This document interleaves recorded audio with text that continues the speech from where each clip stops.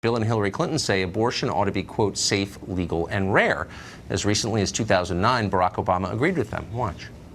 So let us work together to reduce the number of women seeking abortions. Let's reduce unintended pregnancies. Let's make adoption more available. Let's provide care and support for women who do carry their children to term.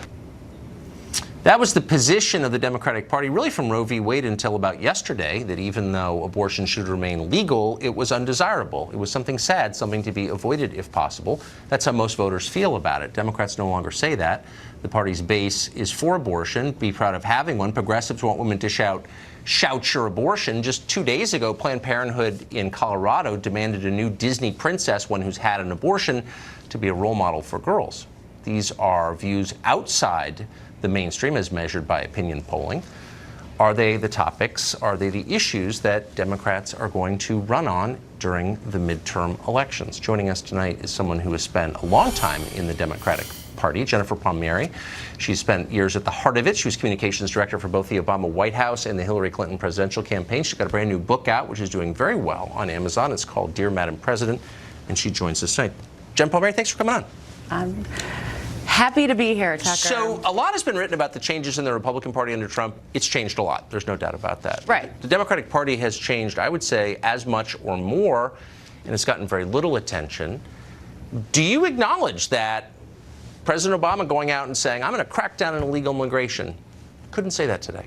No, because what's happened is the problem got a lot worse, and Congress wouldn't do anything about it. You know, when President Obama gave that speech many years ago, that was when we were trying to pass comprehensive immigration reform. And you tried to pass it, and you got it through one body, and you couldn't get it through the other. And Congress is broken, and it won't pass it. And so the problem has gotten a lot worse in the meantime. But like, well, that's true. But like, what was that? What are you talking about? The Democrats are in the mainstream of views when it comes to guns and when it comes to immigration and when it comes to abortion. Well, then let me ask you a couple questions. And there's no one that thinks that abortion shouldn't be safe, legal, and rare. And I guess this is the part of this show where you set me up with a bunch of I'm not setting you up. Extreme straw men. I mean, I don't know if it's a straw man or not. That don't represent the view of the Democratic Party. Let me just ask you a couple quick questions then. Are there any circumstances when non-citizens should be allowed to vote?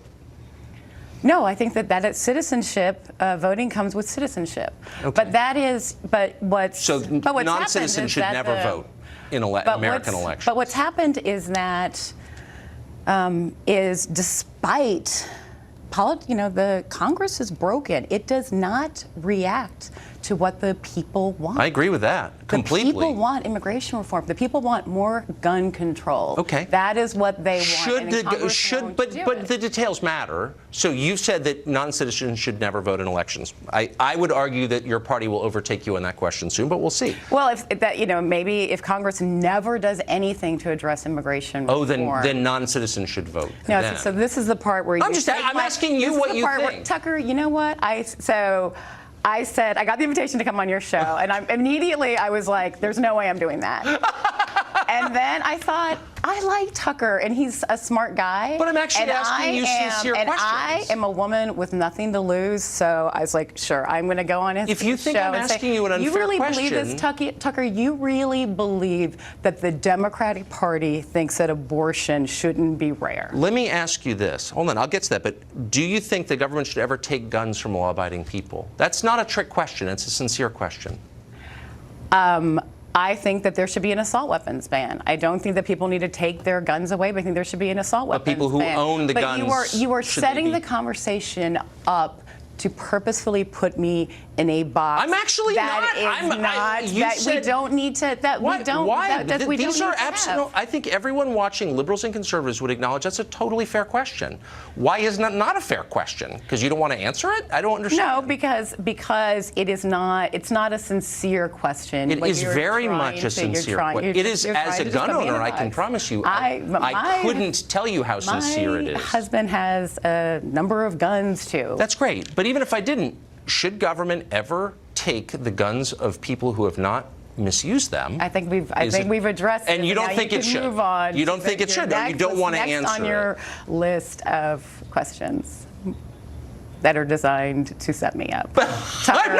Carlson. If you think that's a setup, it tells you how sad our national conversation has become. Because my questions are totally sincere. They're right to the heart of the matter. I think they are sincere. Because they are sincere. I think a sincere question would be when it came to guns, wow. Do you know why people are taking to the streets? Do you know why people are calling for Australian, what we're going to do about it, gun reform? But because children are dying in schools at an outrageous number. So we're going to talk to Jennifer Palmieri about her book. Really? Yes, we are. Okay. And more about the future of the Democratic Party. That will air tomorrow night, and we'll be right back.